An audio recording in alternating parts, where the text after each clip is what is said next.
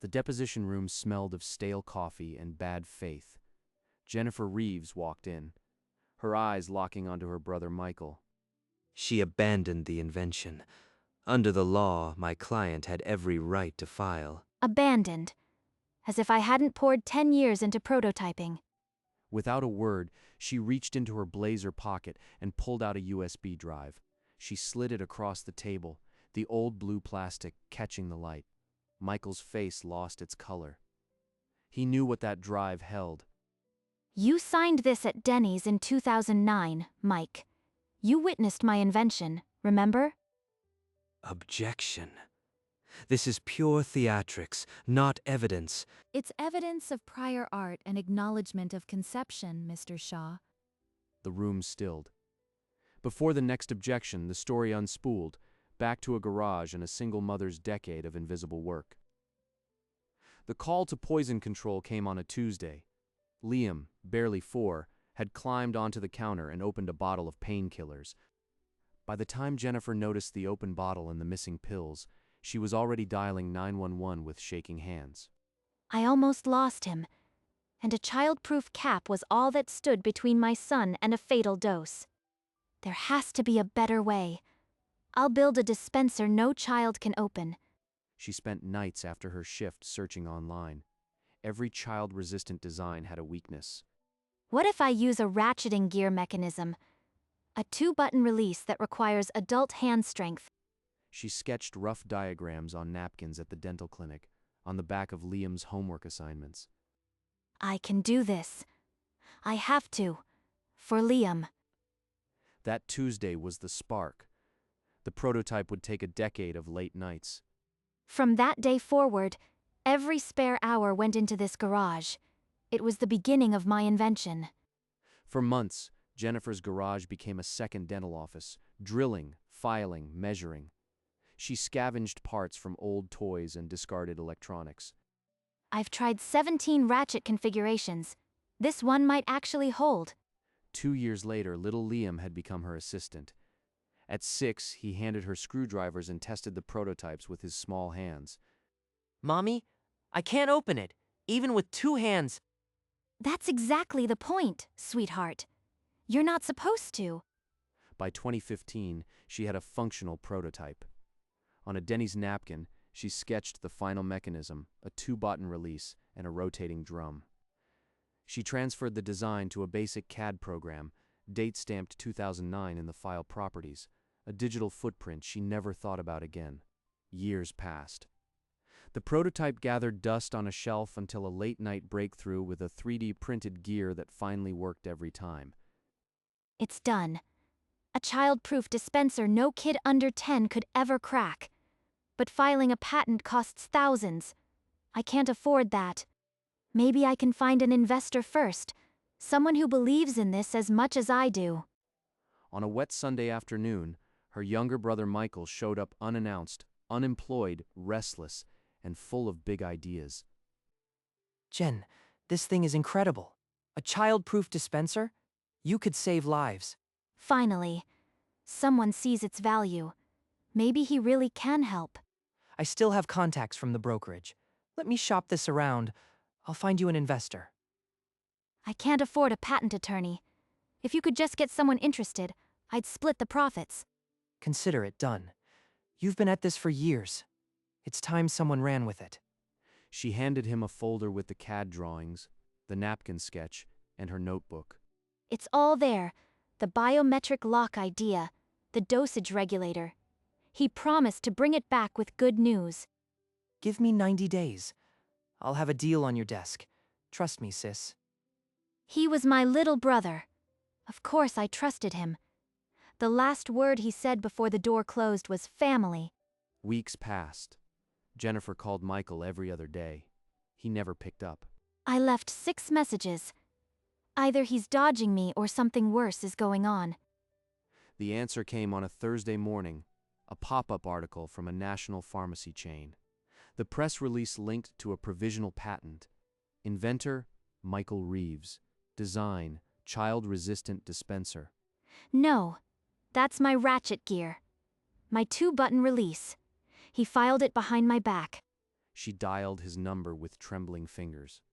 This time he answered. Jen, hey, I was going to call. Look, an investor loved it. It's all happening. With your name on the patent? You stole my invention, Michael. My design. You abandoned it. I saw an opportunity. It's not personal, it's business.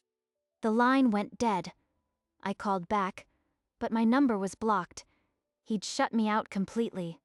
Within a week, Michael filed a provisional patent claiming sole inventorship of the child-resistant dispenser. 2 months later, he licensed it to a national pharmacy chain.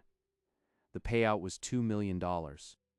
I watched my invention appear on a corporate website, with his name next to it. I couldn't breathe. She gathered her last savings and walked into a lawyer's office. The retainer was more than she made in 6 months. $15,000. I'm a single mom making $18 an hour. This isn't doable. She left the office with a stack of forms she couldn't file. The legal wall was too high, too solid. For weeks, she moved through her shifts like a ghost. At night, she sat in the garage, holding the prototype. He took my design, my decade of work, and made it his. I have nothing left to fight with.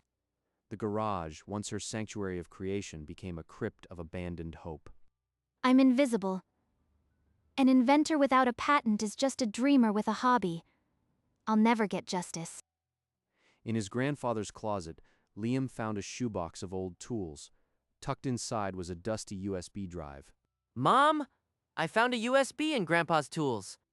Jennifer took the drive, her hands suddenly trembling. She knew this blue stick, her backup from 2009. She plugged it in. The directory loaded, showing files she hadn't seen in a decade. My old CAD files. The original timestamps. 2009, 2010. I'd forgotten I saved them. Scrolling further, she found a scanned image, a napkin, the Denny's napkin, on it, her sketch of the 2-button release. And below, a signature, Michael Reeves. This is the proof. The napkin he signed as a witness. I have it all.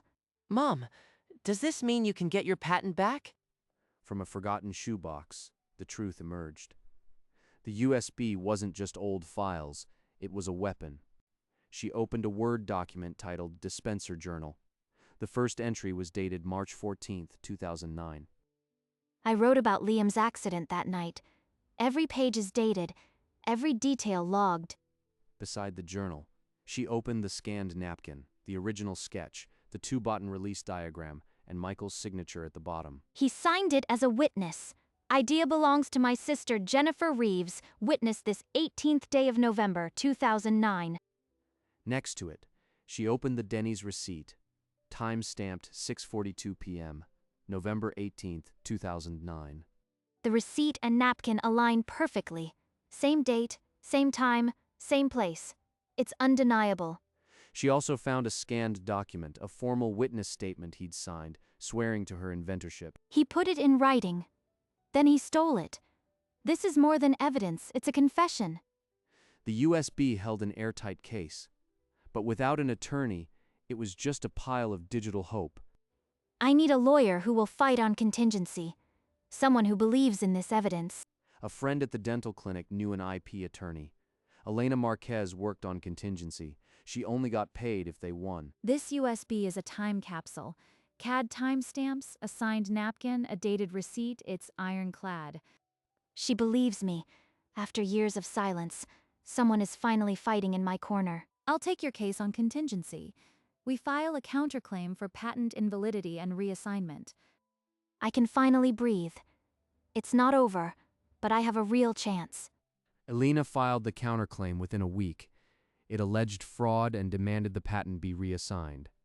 Michael's lawyer responded with a motion to dismiss, calling the USB unverifiable and improperly preserved. They want to throw out my evidence before a judge even sees it. That can't happen. The hearing for the motion would decide everything. If excluded, Jennifer's last hope died. We'll argue the files are authentic and time-stamped. The napkin is physical evidence. He can't erase his signature.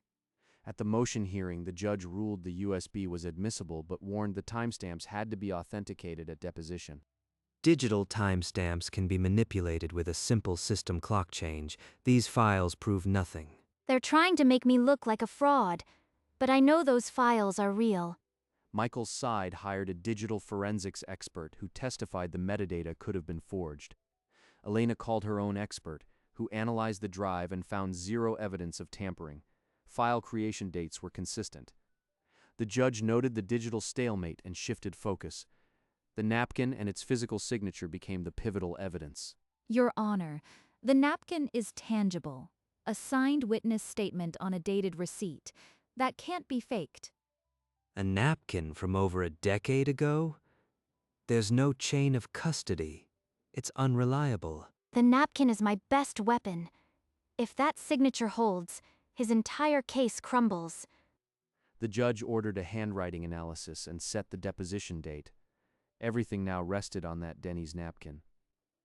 A week before the deposition, Michael's lawyer filed a new motion, arguing Jennifer had abandoned the invention by never filing a patent herself. His angle is that if you didn't protect it, you gave it up. They're painting you as negligent.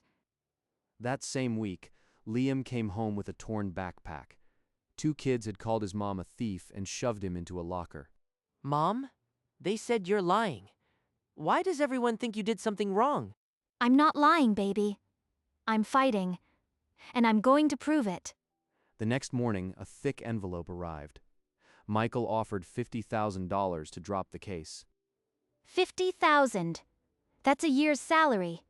I could pay off the house, move Liam to a better school, end this nightmare. She called Elena. Elena's voice was sharp. If you take that check, you admit his claim. The patent stays his forever. Then I'm not taking it. This isn't about money. It's about my work, my name, my son. She tore the settlement in half. No more running. The deposition would be her battlefield.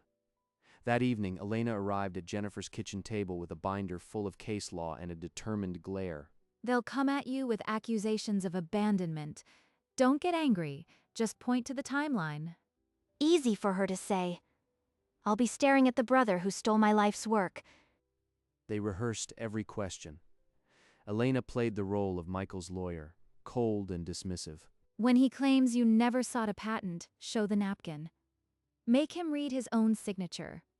After Elena left, Jennifer opened the USB and scrolled back to her journal. Page 1. Liam almost died today. I have to make something that keeps him safe.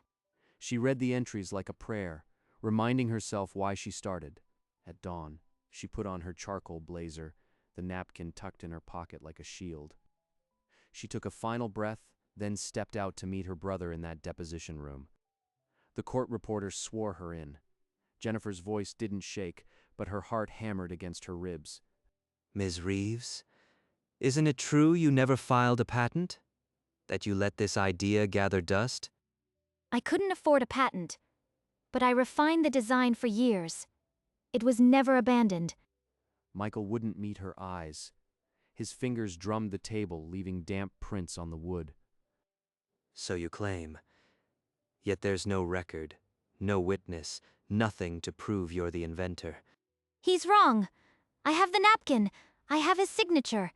Just a few more questions. There is proof. When the time comes, you'll see it. You'll all see it. Proof? We're in deposition now. Produce it, or admit this is a fabrication.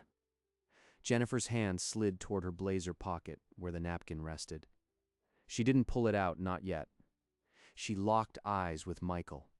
For the first time, he looked away. The deposition wasn't over. You were a dental hygienist, not an engineer. Why should anyone believe you designed this? Objection. Badgering the witness. The objection was overruled. Shaw pressed harder, his tone dripping with disdain. Your brother has investors? You have a napkin. You expect us to believe that outweighs a patent? He's baiting me. Stay calm. The USB holds everything. I just have to get to it. She touched the USB in her blazer pocket, its shape a reminder of every late night in the garage. His patent is built on my work. I have evidence that proves it, and I will present it. Then produce it. This deposition is your chance. Or are we just wasting time? My client will produce the evidence at the appropriate time. Let's move on. I'm ready. Let him underestimate me. When I slide this napkin across, he'll remember 2009. Elena gave a subtle nod. Jennifer's hand went to her pocket and withdrew the USB drive. I move to enter this USB as evidence. It contains timestamped design files and a scanned witness napkin. Objection. No chain of custody. This is theatrics, not evidence. Your Honor, the metadata has already been deemed admissible. The napkin is physical corroboration. The judge's voice came through the speaker, firm and final. Overruled. The evidence is accepted. Jennifer laid the USB and the napkin on the table, the Denny's receipt visible beside them. Michael's knuckles went white on his chair. Sweat beaded on his forehead as he stared at the napkin. This is the napkin you signed in 2009, Michael. You witnessed my design. Remember? Elena gestured to the court reporter, who accepted the evidence for copying. The deposition paused. The handwriting expert waited. The next moments would decide everything. The handwriting expert adjusted his glasses and bent over the napkin, comparing it to Michael's known signatures. Note the date on the receipt, November 18, 2009. The napkin sketch is identical to the patented design. Borery is common. My client denies this signature. Without live testimony, it's hearsay. The expert cleared his throat. The pressure, slant, and letter formation are a conclusive match. Michael's face drained completely. He gripped the table edge as if the floor had tilted. Your own signature, Mr. Reeves, dated 6 years before your patent. Did you invent this dispenser? I helped refine it. We were partners. I didn't steal. The document says, sole idea belongs to Jennifer Reeves. You witnessed it. That's not partnership. The court reporter marked the napkin and receipt as Exhibit A. The expert's report was appended. Elena turned to the monitor. The evidence establishes prior invention. We move to void the patent. Shaw's objections died in his throat. He stared at the napkin and then at Michael, whose face was a mask of panic. My client was young. He didn't understand the implications. This is a family dispute, not fraud. Family dispute doesn't override a forged patent. Your client profited $2 million on his sister's work. Jen, I'm sorry. I needed the money. I was going to give you a cut. You blocked my number. You called my invention abandoned. You don't get to apologize now. 10 years of work. And he thinks a few shaky words will fix this. The deposition concluded. The court reporter typed the final words. The evidence was sealed. We file a motion for summary judgment to void patent 9,876,543 and reassign inventorship to Jennifer Reeves. Michael slumped in his chair, his lawyer packing up without another word. Jennifer walked out with Elena, the napkin sealed as evidence. She allowed herself a weary smile. 3 weeks after the deposition, the ruling arrived in Elena Marquez's office, a single-page court order that ended a decade-long fight. Patent 9,876,543 is voided for prior invention and fraud. Inventorship is reassigned to Jennifer Reeves. It's done. The patent is yours. Michael is ordered to pay $2.3 million in back royalties plus damages and our fees. $2.3 million. He'll lose his house, his car, everything. For a crime he never thought I could prove. She read the order twice, her hands steady. This wasn't revenge, it was restoration. I never wanted to destroy him, Elena. I just wanted my name on what I built. She walked out into the courthouse plaza, the order in her hand. The sun hit her face for the first time in years. But I still have to face him one last time. The apology I'll never get. She touched the USB in her pocket, the blue plastic now a symbol of every late night in the garage. She dialed Liam. We won, baby. We really won. Outside the courthouse, Jennifer stopped. Michael was waiting on the steps, his navy suit wrinkled, his eyes red. Jen, I'm sorry. I was desperate. The money. I couldn't stop myself. You signed that napkin, Michael. You knew it was my design. You chose to steal. I panicked. I thought you'd never find out. I was going to make it right. Make it right? You blocked my number. You called me a liar. There's no making that right. I'm not here for your apology. That USB held everything. Now I have my name back. She turned and walked down the steps, her heels clicking on the concrete. She didn't look back.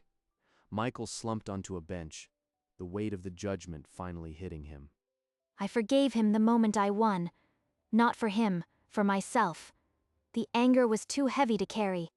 The USB stayed in her pocket, a reminder that the truth, no matter how small, can survive anything. Months later, in a small rented hall, Jennifer held up the first MedSafe Junior package. It says your name, Mom. Inventor, Jennifer Reeves. The local pharmacy chain placed its first order that week. A shelf spot once held by her stolen design was now hers. From a near tragedy to this. Liam almost died, and now his mother's invention will protect children everywhere. She kept the USB on her keychain, the old plastic now next to a shiny MedSafe Junior charm. This little stick held my whole life. Now it holds the proof that I never gave up. Liam stood beside her in a MedSafe Junior t-shirt, the same boy who once couldn't open a medicine bottle. Thank you all for coming. 10 years ago, I was just a scared mom with a sketch on a napkin. The applause was quiet but genuine, not a roar, a collective nod of respect for a silent victory. The truth, once hidden in a shoebox, now sat on a shelf where every parent could see it. Late afternoon light filled the garage. Jennifer lifted the original prototype from its dusty shelf. She placed it in a box marked History, her fingers tracing the worn plastic. This is where it started. This little device nearly broke me, and then saved me. She reached into her pocket and took out the blue USB, closing it into her keychain with a small click. The MedSafe Junior charm jingled against it, past and future held together. No one can ever say I didn't build this. The proof is right here, literally in my hand. She looked around the garage. New prototypes lined the workbench, improved versions, future products. The patent is mine. The brand is mine, and I don't need a courtroom to prove my worth anymore. The garage, once a place of secret labor, was now a workshop of open ambition. Outside, the late sun painted the driveway gold. Inside, a mother and inventor simply walked forward. The garage settled into dusk. Shadows stretched across the workbench. New prototypes gleamed under the last rays of light. MedSafe Junior 2.0, a travel model, a pediatric lockbox. The old blue USB hung from a hook on the pegboard, next to a faded Denny's napkin in a frame. Tools lay still. The air smelled of metal and old dreams. But it was peaceful. A single line of light caught the original prototype in its box, the history label just visible. Jennifer had left it there, not hidden, but honored. Proof that a mother's late nights could change the world. The garage door stood open. Outside, the sky was violet and gold, and as the camera pulled back, the frame held the garage, the inventions, and the quiet truth that started it all. Sometimes the smallest things hold the biggest truths. End.